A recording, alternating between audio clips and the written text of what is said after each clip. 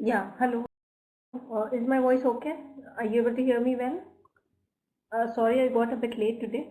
I was not able to connect to the board. That's the reason why I got late today. Okay, now. Okay. So yesterday we were dealing with international environment, right?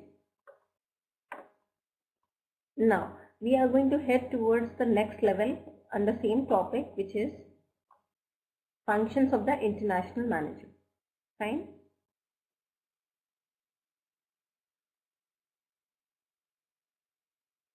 Now, first of all, diversity. Okay. You have to write one paragraph on this and you have to correlate it with management. Like, you find diversity in all companies today. You're also going to find employees who are coming from abroad and working in your company, right? So diversity is strength.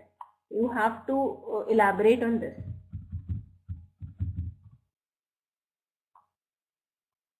Okay, is it clear, everyone? Tamil, Rashi, Prabhavati, Kazi, Sandeep, Kelvin and Maria. Just write one paragraph on this. And diversity is strength in terms of HR and companies. Okay, why is it strength? You have to write that down in short.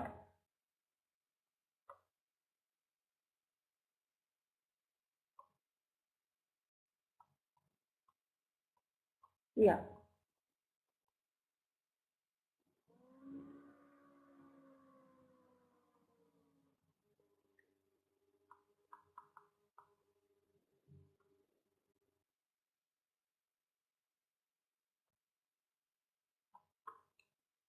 So just write this down, one paragraph, and then we are going to switch over to the next part. This is that, which is functions of international managers. And I'll try to keep myself a bit slow as written by few people so that you can follow it properly.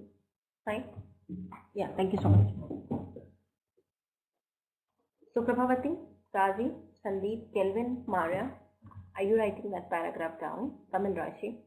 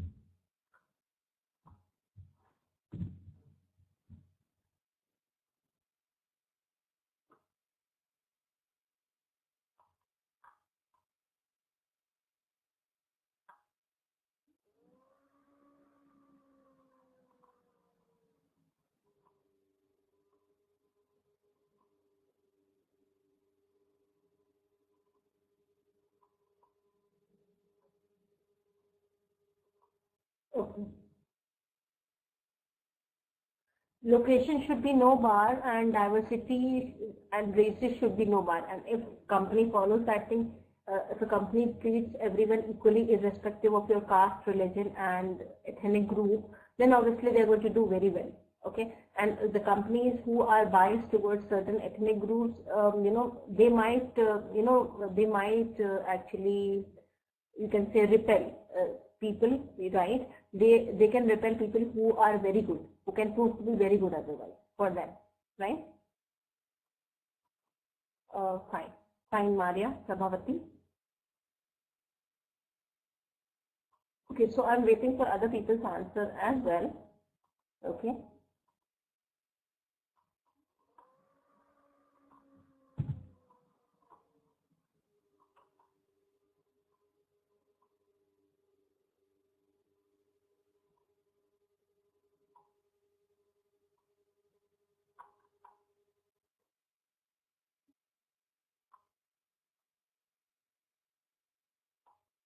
Okay. Prabhavati, just wait for a few more minutes. Let others finish it and then we're going to switch over to the next topic. And tomorrow is Valentine's Day. So I would like to complete a short passage, read a short passage on Valentine's Day before we switch to the functions of international managers. Fine? Is it okay? Are you okay with it?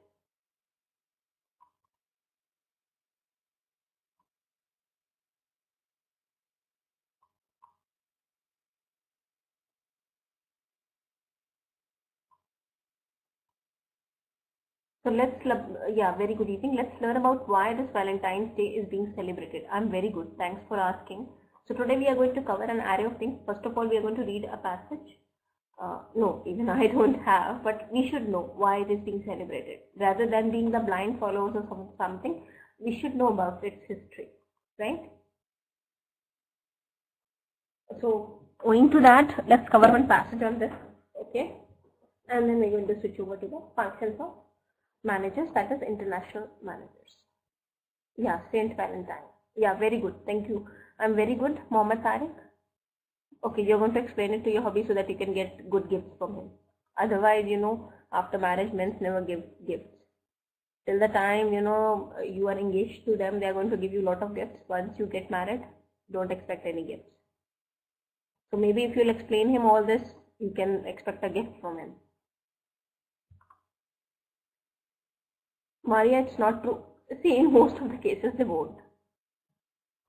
No, it's not like they don't want to give. It's like their focus doesn't shift in that direction because they are very busy. They get very busy with the family. So owing to that. Okay.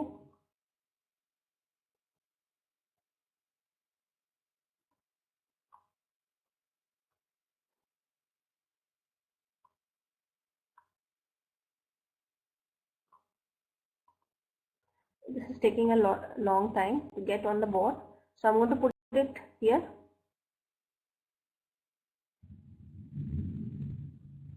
Okay. So let's learn about it. Please pay heed to the board, everyone out there. So since tomorrow is Valentine's Day, let's learn about its history. We should not follow anything blindly. We should know about it so that if someone asks us, we don't appear as fools. Right, everyone? Okay. So the Roman Emperor Claudius was fighting many wars. He wanted a strong army. Okay. But many men did not want to be soldiers. Claudius thought the men wanted to stay at home to be with their wives and children instead of leaving to fight wars. Claudius thought of an awful solution to his problem. He decided to cancel all marriages. No one in all of Rome could get married. Claudius thought that if men could not get married, the men would ignore the women and want to be soldiers. Fine? Is this much clear? Okay. Valentine, who was a priest, believed that people needed to get married. He thought that if they were not married, they would be tempted to sin by living together without being married. So he secretly and illegally married couples anyway. Okay? He performed the weddings in secret places so that Roman soldiers would not find out. But they did find out. Valentine was arrested and brought before the emperor. The emperor thought Valentine was a well-spoken and wise young man and encouraged him to stop being a Christian and become a loyal Roman. Okay? Valentine would not deny his beliefs and he refused. He was sent to prison until he could be executed. While he was in prison, he sent out letters to his friends and asked to be prayed for, writing, "Remember your Valentine."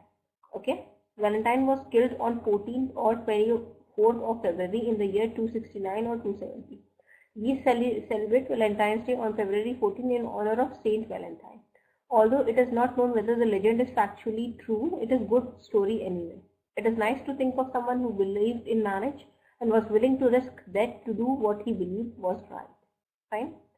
Matriarch comes from the Greek word martyrs, which means witness. A matriarch is a person who would rather suffer and even die than give up the things he or she believes in.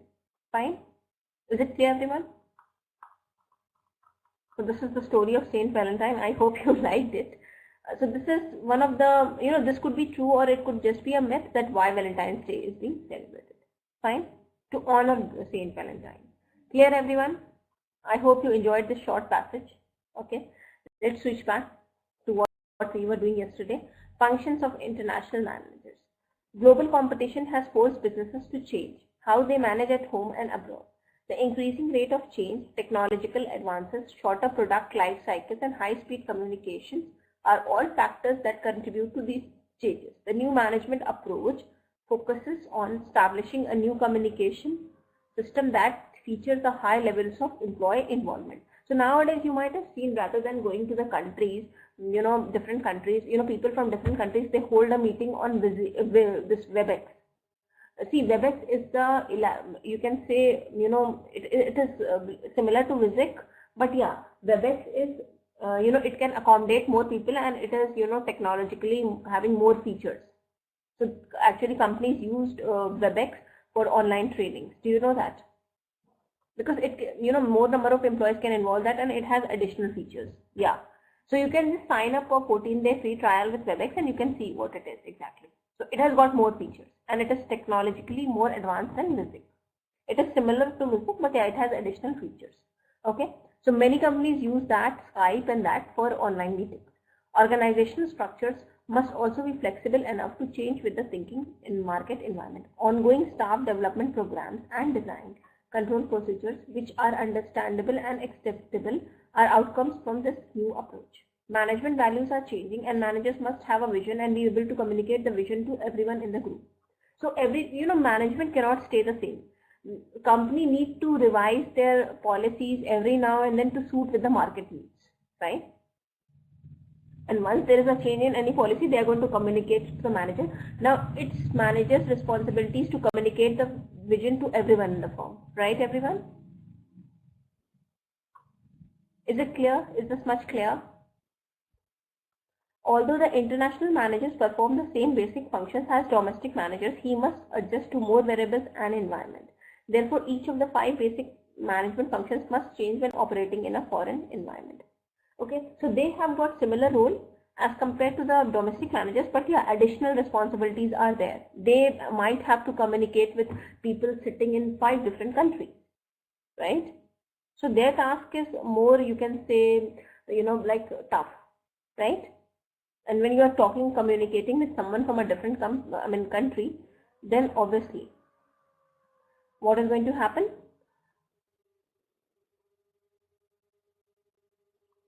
They have to keep in mind a lot of things. They have to suit their culture. They should know their culture and lot many things. Okay. Planning. The first stage of international planning is to decide how to do business globally. Okay. Whether to export, to enter into licensing agreements or joint ventures, or to operate as multinational corporations with facilities in a foreign country. To develop forecasts, goals and plans for international activities, the manager must monitor environments very closely. Because everywhere the environment would be different, the policies would be different, the culture would be different, right? Currency would be different. Stock markets are very futile, right? Not futile, but volatile. They are very, very volatile, right? Sometimes they are going to soar high, sometimes they are going to go down, sometimes they are going to crash. Key factors include political instability, currency instability, competition from governments. You see, whenever I am doing business with some other country, there will be a competition from their governments, because they want their people to get jobs. They don't want their unemployment rates to go up, right? This is what they do, right? So here they have to face intra-specific competition and inter-specific competition as well. Pressures from government, patent and trademark protection, and intense competition. So this is the first stage. Okay, they follow. Organizing. International firms should be sure that their plans fit the culture of the host country. So if I'm doing with America, business with America, I should make a plan which fits into their culture well. Lock and key theory. Fine? Clear, everyone? See, every lock has got a particular key, and only that key can open it, not any other key can open it. So see, if you're doing a business with some country, obviously you have to, chalk out plans which suits their culture, which fits into their culture. Typically, US firms feel that long-term plans should be 3 to 5 years in length, but in some cultures this time period is too short. Many countries must plan with the assistance of governmental agencies, and working through bureaucratic structures, policies and procedure is often time-consuming. Okay? International business might be organized so that they can adapt to cultural and environmental differences. Fine? No longer can organizations just put carbon copies or clones of themselves in foreign countries. It's not like the business which is doing very well in India, it is going to do well abroad as well. It is not going to fit in. You have to, do changes, and it should fit into their culture and whatever, trends are there in that country as of now. Fine? Clear? Is it clear? Any questions for me? Anyone out there? Please let me know if you have questions. How about others? Only Prabha is keen to respond. Others are sitting silent. What is the issue? Today is a weekend, I guess. That's why you are not responding. No longer can organize. Okay. An international firm must be organized so that it can be responsive to foreign customers, employees and suppliers. Okay. The quality which is suitable for Indian, people, it won't be suited to the foreign customers, and so you have to, see, right? An entire firm may be even organized as one giant worldwide company that has several divisions. And above all, the new organization must establish a very open communication system where problems, ideas, and grievances can quickly be heard and addressed at all levels of management. Fine.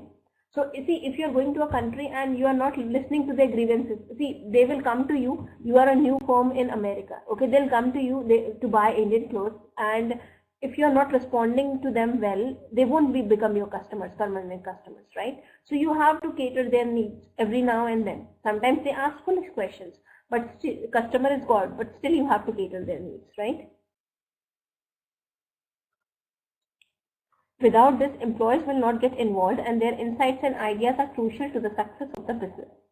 See, if the customers are not getting involved. Suppose I go to a shop and if I need something and I am crazy about their brand, I just like their brand a lot. Okay, so if I need something else, I'll suggest them that, okay, see, you sell this kurtis, okay, Fab India people, you sell these kurtis. If you can send, if you can send, if you can sell this bed sheets as well, I can buy it from here because I really like your brand a lot. Something of this kind, right? So the more customers are going to get involved, the more you're going to know about their needs, and then you can you can put extra things to gain foot over some other area in the market, right? So nowadays you might have seen many brands, they sell many things, like they're going to sell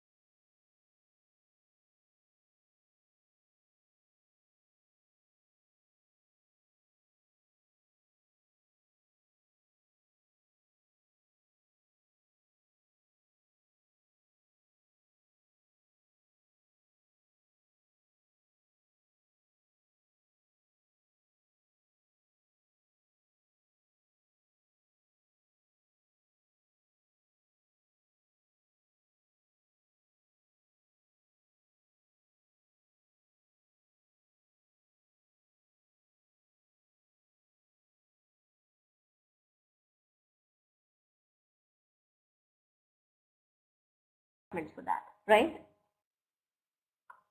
Clear? As an organization extends its operations internationally, it needs to adapt its structure. When the organization increases its international focus, it goes through the following 3 phases of structural change. Now, before we move ahead, I want you to read it by your own as well, on your own, so that you can follow it in a better manner. And if you are not able to follow, just ask me again, okay, after reading. Okay, so just do one thing. First of all, you have to read from functions till competition. Fine. I hope it sounds good for you.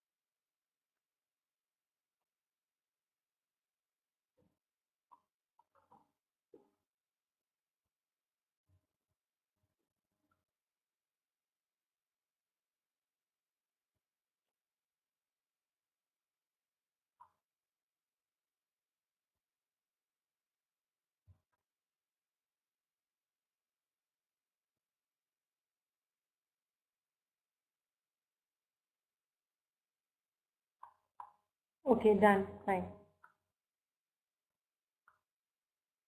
Now you can read the organizing part, whole of it, and then we are going to start with pre-international stage. Fine? Is it clear, everyone? I hope I'm not going too fast. Is it okay?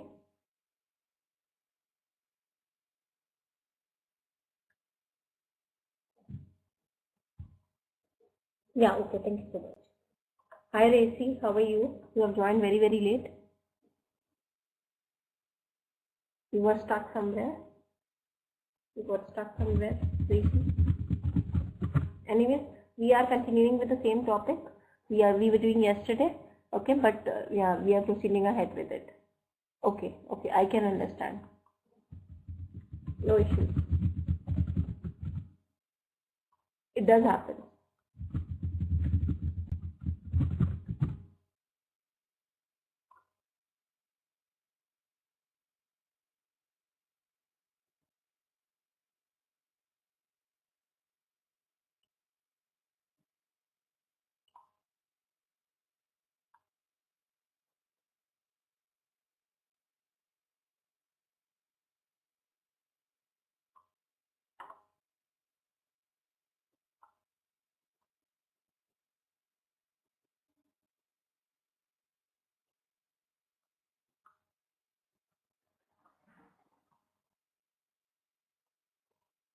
So I have asked them to read it. I have already taught this part, Racy, and I've asked them to read it. Okay, organizing part, and then we are going to proceed ahead. So you can also read it.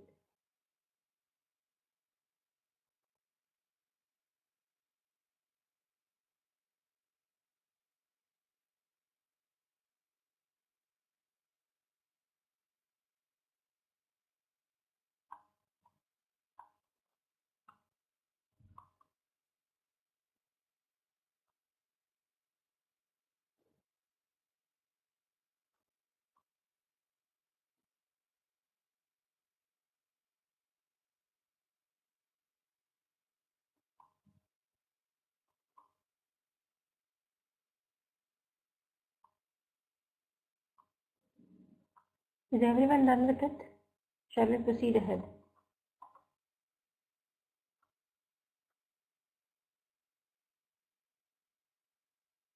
Okay, so see how companies can decide whether they are capable of gaining foots in international market or not. So pre-international stage. Companies with a product or service that incorporates the latest technology, is unique or is superior, may consider themselves ready for the international arena. Fine. The first strategy used to introduce a product to a foreign market is to find a way to export the product. First of all, before you can market, you can establish your grounds in an international market, you have to export the product. Right? At this phase, the firm adds an export manager as a part of the marketing team and finds foreign partners. Right? Like Amway people, they are foreign companies, but they have partners in India, right? Who are promoting their products in India, right, everyone? Am I correct, everyone? Only Prabha is responding. Why others are not responding? What is the issue? You are finding this topic boring or what? Tamil, Kazi, Maria, Sheikh, Kelvin, Tracy, Sandeep. Is my voice not audible? Are you finding it boring? Please let me know. Sheikh is finding it boring? Sheikh, you are finding it boring? Okay, please be prompt in your replies, please. Okay.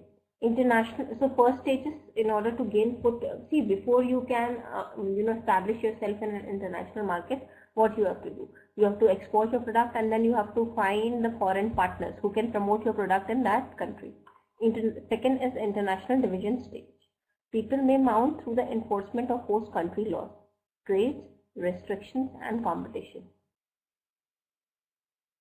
Okay, placing a company at a cost disadvantage. When a company decides to defend and expand its foreign market position by establishing marketing or production operations in one of the most host countries, it establishes a separate international division. Okay. In turn, foreign operations begin and the vice president reporting directly to the president or CEO oversees the operations. Clear?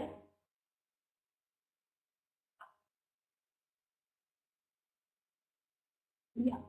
So see, when you are, like establishing your products in some other country, obviously country's laws, you have to pass through various laws which were, applicable, which are, applicable in that country only. You have to give their trade rates. There are so many restrictions. You have to pass that. So that is going to put a company at a cost at disadvantage. You'll have to pay more to gain foot there.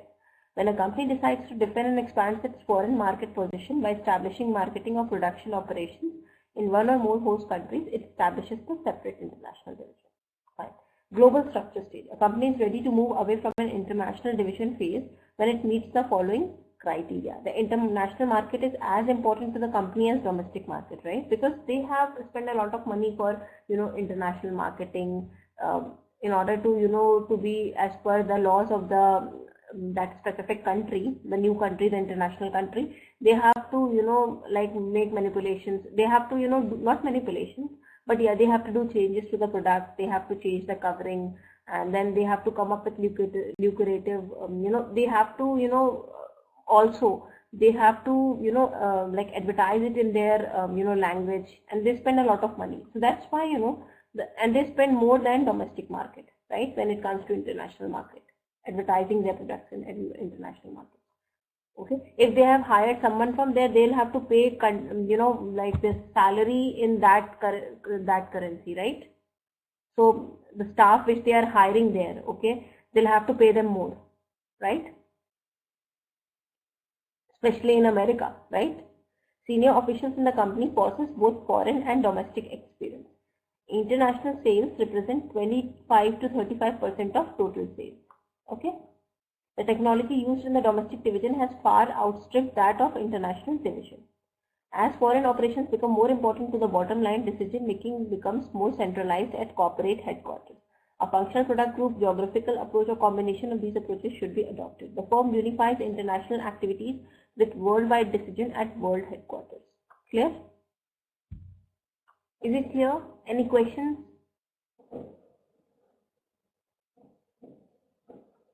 staffing. Because obtaining a good staff is so critical to success of any business, the hiring and development of employees must be done very carefully.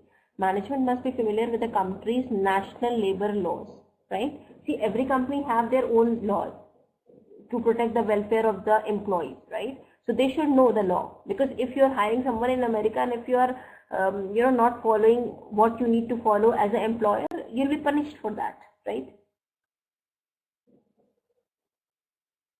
And later on they have to decide whether they can hire staff from there only, or they need to transfer the home-based staff to America or some other country where you are doing international business. Fine. So if you are staffing people from there, obviously you have to choose the key people, okay, and also you have to follow the country's national labor laws, okay, otherwise you will be penalized, right? Or sometimes you have to decide whether you have a very good staff in India and you can send them there, so you don't have to pay extra money, okay? Is it clear?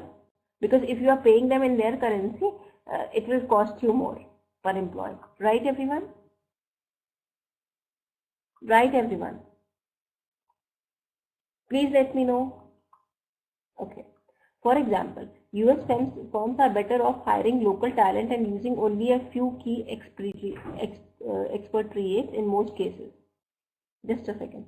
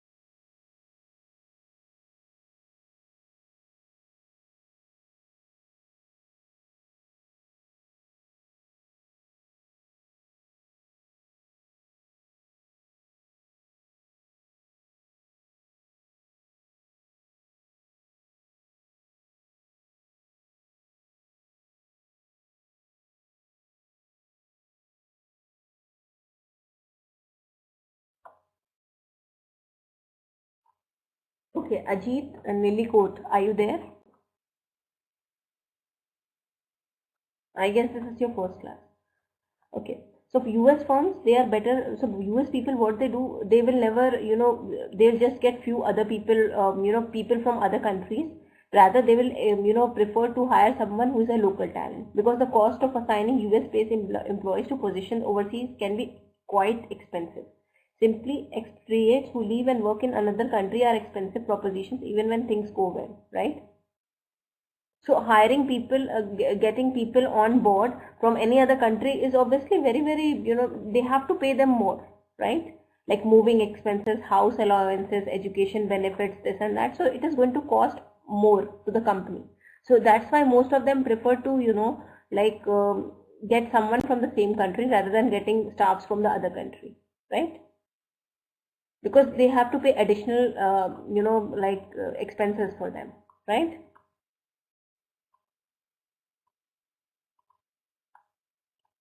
They will have to provide them, extra benefits, we can say.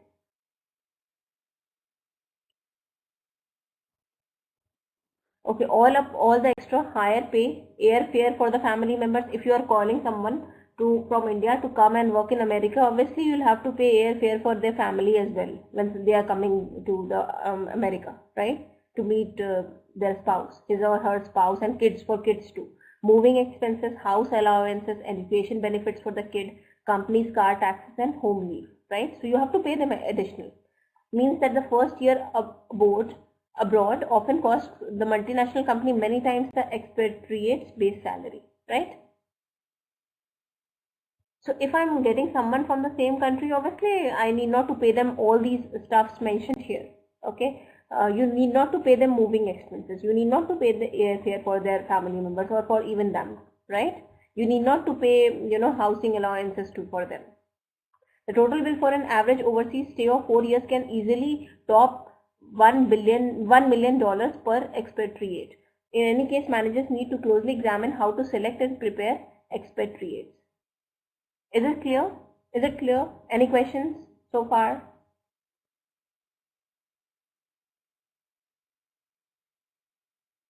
Directing. Cultural differences making the direct function more difficult for the international managers. Employees' attitude towards work and problem solving differ by country. So see, every country has their own, if I am from India, I have my own way of thinking. I have been born and brought up in India. So I have my own way of thinking as per the Indian norms, as per the environment prevailing in India. People who are from another country, like people who are in America, especially women, they are, they are being born and brought up in such a way that they are more independent, right? So employees' attitude towards work and problem solving differ by country, right? Language barriers also create communication difficulties. If someone from America is coming to India and they are speaking British English, and that too in their American accent, what is going to happen? People in my company, people might be knowing English, but they might fail to understand the accent. So language barriers are also there. To minimize problems arising from cultural differences, organizations are training managers in cross-cultural management.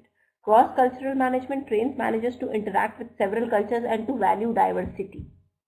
Diversity has to be valued. Organization can only flourish if they value diversity. Fine.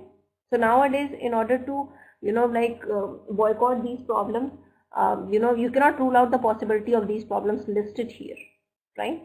So what they do now, they have started training managers in cross-cultural environment, where they are being taught to value diversity and to interact with several cultures. They are being trained in that direction. Clear? In addition, the style of leadership that is acceptable to employees varies from nation to nation. Okay? In countries like France and Germany, informal relations with the employees are discouraged. So this is not, you can even have informal relations with your employees, right? We do have it in India, but in France and Germany, this is prohibited.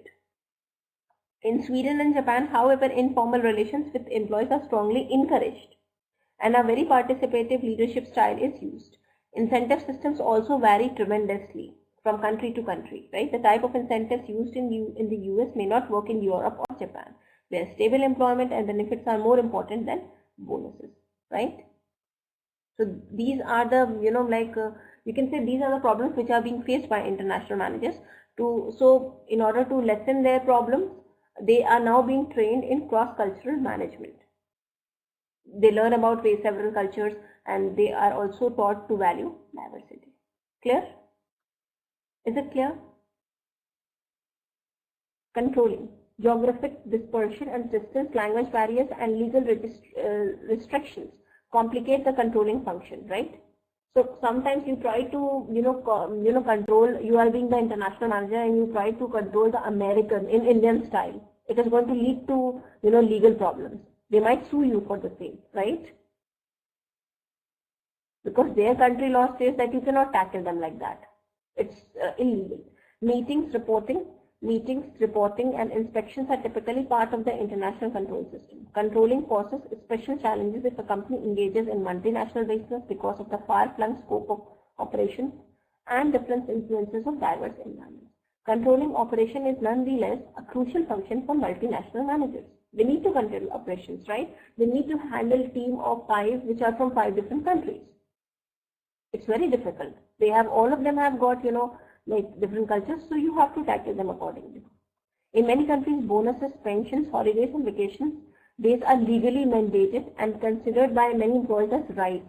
So sometimes, in India, if they are not paying you something, you will just let it go. It's okay. They haven't paid, why I need to. They are giving me ample of money, even if they have excluded something specific, you will say let it go. But in America, they consider it as their right, and if someone is not going to give them, they are going to sue the company for the same, right? So these are the challenges that are being faced by international managers. Particularly powerful unions exist in many parts of the world, and their demands restrict managers' freedom to operate. Is this much clear? Any questions so far?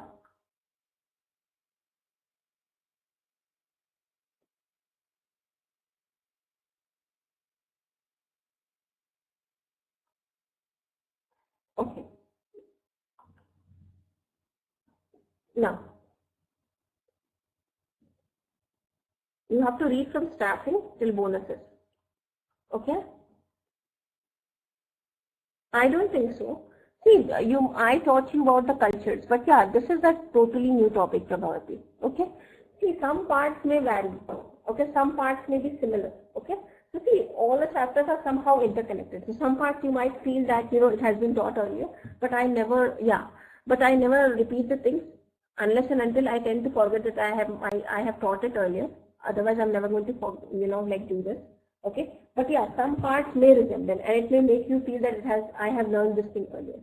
But chapters are different, and some parts might be similar too. Okay. Maybe. I don't know. I don't know.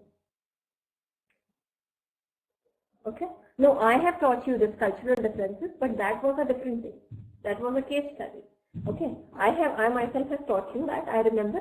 But yeah, so see, cultures are different, and the problems that are being faced when you are dealing with some other people from some other culture, obviously, I have taught you that thing, but under case study. Okay. So obviously, things might be similar. It might sound similar. Okay, so please don't mind that. Anyway, now you have to read from starting till bonus. Okay. Okay, is it clear, everyone? Ajit, are you there? You are not responding. What is the issue?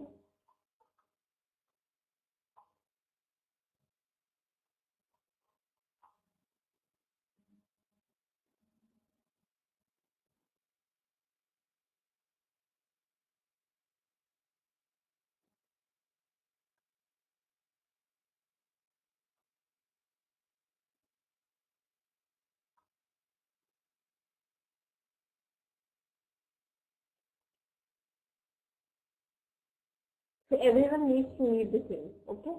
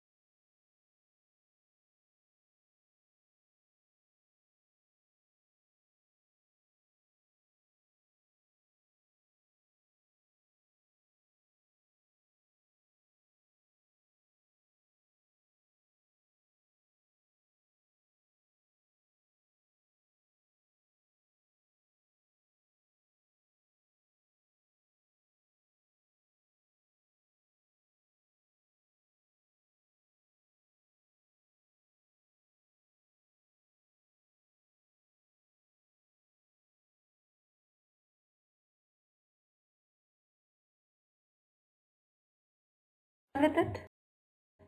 Is everyone done with it? Bhavati is done. How about others? Okay. Now, you have to read the remaining part, that is controlling till operate. Okay.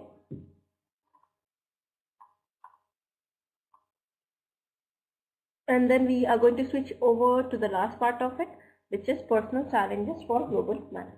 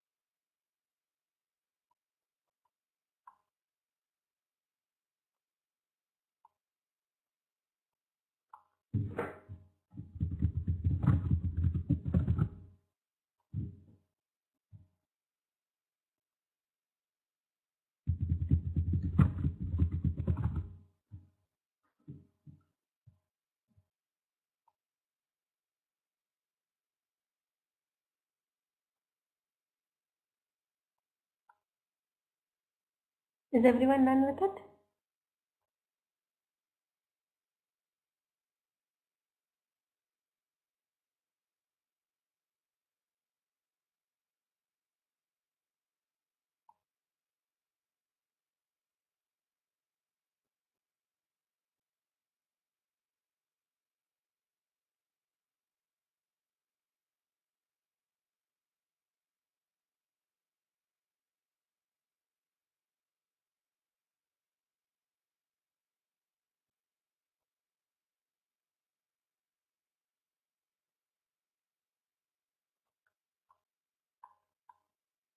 Okay, okay, cool.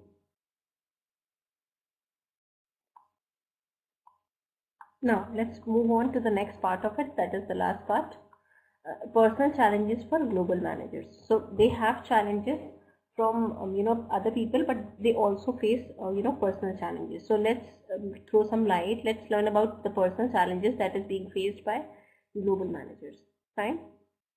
Building an internationally competent workforce whose members know the business and are flexible and open-minded can take years, right?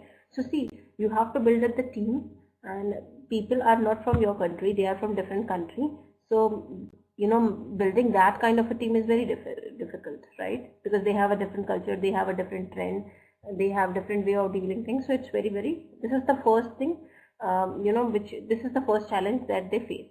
Okay, multinational organizations can no longer rely on just few managers with multicultural experience or a few experts on a particular country to succeed. In short, all employees must have some minimal level of international expertise and be able to recognize cultural differences that may affect daily business communication and working relationship. So nowadays, they hire someone as an international manager who has some years of experience and who recognizes cultural differences well, so that it doesn't hinder business communication and working relationship.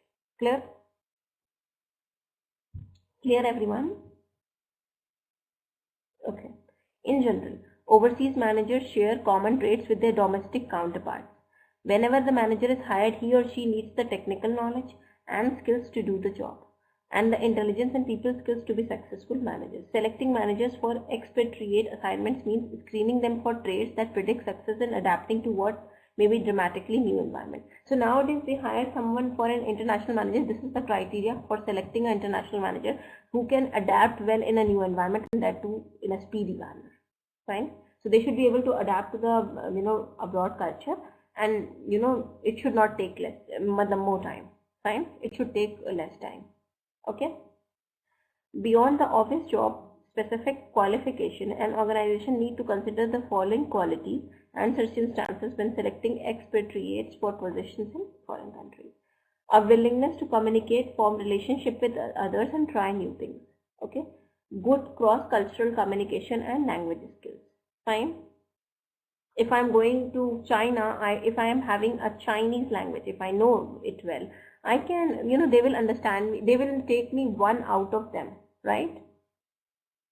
Flexibility and open-mindedness about other cultures. Okay, we should respect other cultures. What is not sound as per my culture, and if it is there in other culture, we should not, raise fingers on that, right? It's not our role. We are not there for that, right? We should understand this well. The ability to cope up with the stress of new situations, the spouse's career situation and personal attributes, the existence of quality educational facilities for the candidate's children, right? Enthusiasm for the foreign assignment and a good track record in previous foreign and domestic moves.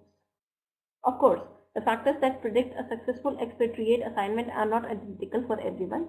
These differences, which reflect variations in the expatriate home culture, his or her company human resource management practices, and the labor laws specific to the foreign country, must also be factored into selection process, right? So if I am being chosen for a abroad assignment, they should, enlighten me on these aspects too, right? That how, if I'm taking my family there, how my kids are going to get quality education, how about my spouse's career, will she be allowed to work or not? And then they should also keep in mind that they should also tell us that, okay, see, these HR practices occur in their country. So will you be happy to join, go to that country? Okay. Even if these complexities are taken into account in the selection process, a person chosen for a foreign assignment may decide not to accept the job offer, right? Sometimes, they may give you very lucrative package and you might not be able to go, but still there might be some problems, right? Because of which you are not be able to go. The financial package needs to be reasonably attractive. In addition, families issues might be concerned. Most candidates, after a position is offered, also want information about how foreign posting will impact their careers. If a potential candidate accepts the job offer, he or she should be aware of the potential for cultural shock. Shock will be there for sure. We just cannot rule out the possibility of that. The confusion and discomfort a person experiences when in an unfamiliar culture. In addition, ethnocentrism or tendency to view one culture as superior to others should be understood and avoided. No culture is good, no culture is bad. Every culture is equal. Okay, and we should respect that. That's it. So we are done for today. See you tomorrow at the same time. I hope you don't have any questions for me. Don't forget to fill the feedback form. Okay, and just put genuine comments there. Okay. What is this Sheikh Mohammed 777863? What is that? So see you tomorrow. Okay. Thank you so much. Take care. Bye.